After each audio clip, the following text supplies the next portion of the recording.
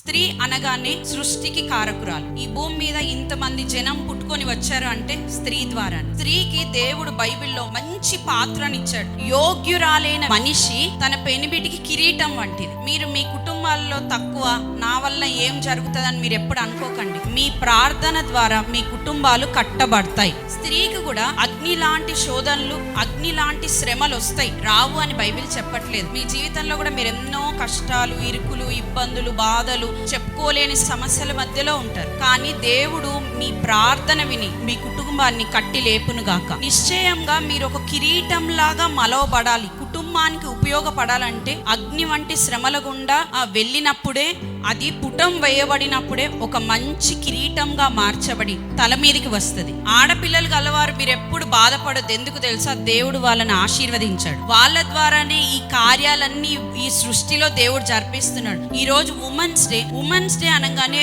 స్త్రీ ఒక శక్తి అని అంటారు. లోకంలో సామెత ఏంటంటే స్త్రీ ద్వారానే కుటుంబం కట్టబడుతుంది, స్త్రీ తలచుకుంటే ఆ కుటుంబం కూలిపోతుంది.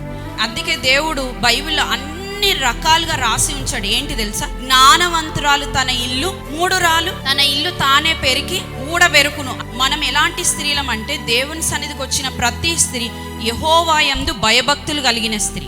యోగ్యురాలుగా మనం తీర్చిదిద్దబడాలంటే మొట్టమొదటిగా మనకు కావాల్సింది జ్ఞానం. చదువు గురించి ఇక్కడ రాయబడలేదు. జ్ఞానము అని అంటే యెహోవా యందు భయభక్తులు కలిగి ఉండుటయే జ్ఞానమునకు మూలము, తెలివికి మూలము, బుద్ధికి మూలము అని బైబిల్ సెలవిస్తుంది. మీరు కానీ దేవుని సన్నిధిలో కష్ట సమయం, దుఃఖ సమయం ఎప్పుడన్నా వచ్చినప్పుడు ఒక రాత్రి దేవుని సన్నిధిలో మీరు ప్రార్థన చేసి చూడండి. ఒక యుద్ధం పరలోకంలో జరుగుతుంది. మీ కన్నీటికి దేవుడు సమాధానం ఇస్తాడు. మీరు ఒక యోగ్యురాలుగా తీర్చిదిద్దబడతారు.